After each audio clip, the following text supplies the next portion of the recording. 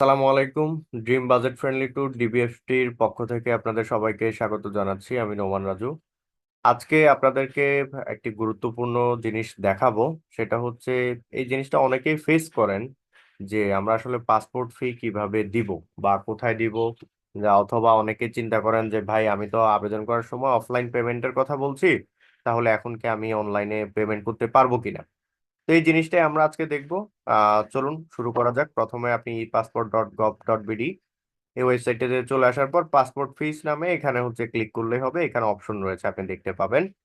যদি আপনি ঘরে বসেই আপনি অনলাইনে ফিটা জমা দিতে চান, তাহলে হচ্ছে এখানে দেখেন 2 নম্বর লাইনে একটা অপশন রয়েছে ফর সেলফ পেমেন্ট। এখানে হচ্ছে ক্লিক করে ক্লিক হেয়ারে দিবেন।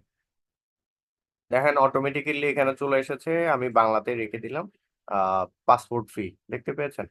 অটোমেটেড চালান সিস্টেম, এখানে ওয়েবসাইটের এই সিস্টেম গুলো দেওয়া রয়েছে, আপনি ওইখানে ক্লিক করলে চলে আসবে। এছাড়া অন্যান্য আরো ফি দেওয়ার সিস্টেম রয়েছে, বাট আমরা সেগুলোতে যাব না। এখন হচ্ছে আমরা পাসপোর্ট ফিতে চলে যাব। দিলাম আমি আবেদনের প্রকৃতি আমি কিভাবে করলাম। দেখেন হচ্ছে আমি ই পাসপোর্ট 48 পাতা দিয়েছি, এবং হচ্ছে নির্বাচন এখানে দেখেন আমি 5 বছর মেয়াদি, 10 বছর মেয়াদি আছে। এখানে 10 বছর মেয়াদি আমি যেটা রয়েছে এটাই দিলাম। তারপর ওকেতে ক্লিক করব। ওকেতে ক্লিক করার পরবর্তীতে দেখেন এখানে আমাকে সবকিছু দেখানো হচ্ছে। তো আমি নিরাপত্তার স্বার্থে এগুলো পূরণ করে রাখছি, তারপরে আপনাদেরকে দেখাবো।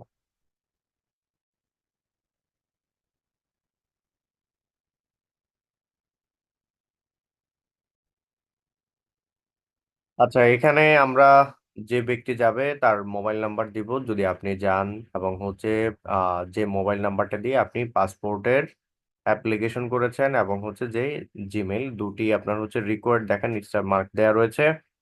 তো পরবর্তীতে আপনি কিসে পেমেন্ট করবেন, বিকাশে, নগদে, রকেটে?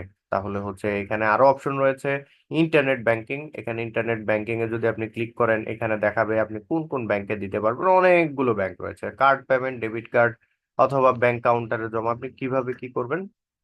পরবর্তীতে রয়েছে মোবাইল ব্যাংকিং। আমরা যেহেতু বিকাশেই দিব, তাহলে হচ্ছে আমরা বিকাশেই চলে যাচ্ছি। তো আমরা বিকাশে ক্লিক করলাম, দেন সেভে ক্লিক করব।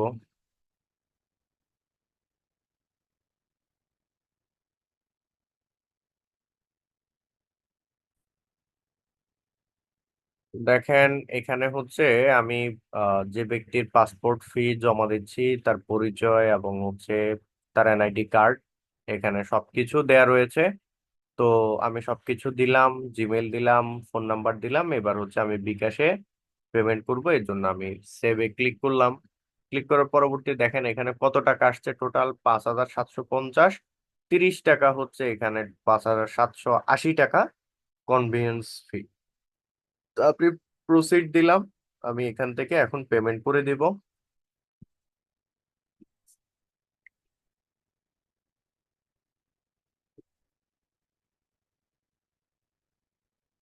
আচ্ছা, আমি মোবাইল নাম্বারটি দিয়ে দিলাম, এবার কনফার্ম করে দিব। এখানে একটি ভেরিফিকেশন কোড যাবে, আমি কোডটি এখানে দিয়ে দিব। কোডটি পেলেই সাথে সাথেই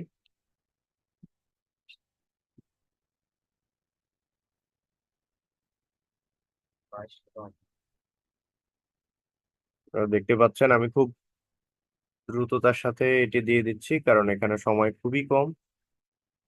কনফার্ম করে দিলাম, এবার হচ্ছে আমি আমার পিন নাম্বারটি দিয়ে দিব।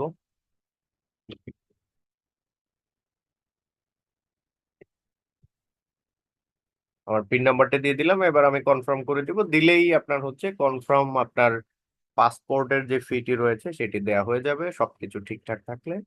তো এবং পরবর্তীতে যে চালান কপিটি রয়েছে এটিও এই যে এখান থেকে আমি ডাউনলোড করে নিব। যে দেখেন ক্লিক করার সাথে সাথে এটি ডাউনলোড হয়ে যাবে, এবং আমার ফোনেও এসএমএস চলে এসেছে অলরেডি যে আমার এখান থেকে বিকাশে পেমেন্ট করা হয়েছে। তো ভিডিওটি আজকে এই পর্যন্তই। যদি ভিডিওটি আপনার ভালো লাগে তাহলে অবশ্যই আপনার ফ্রেন্ডদের সাথে চ্যানেলটি শেয়ার করে দিবেন, এবং আপনি যদি আমার চ্যানেলে নতুন হয়ে থাকেন কাইন্ডলি চ্যানেলটি সাবস্ক্রাইব করে পাশে থাকা বেল আইকনটি বাজিয়ে রাখবেন। দেখা হবে পরবর্তী কোনো ভিডিওতে। ততদিন পর্যন্ত সবাই সুস্থ থাকবেন, ভালো থাকবেন। আসসালামু আলাইকুম।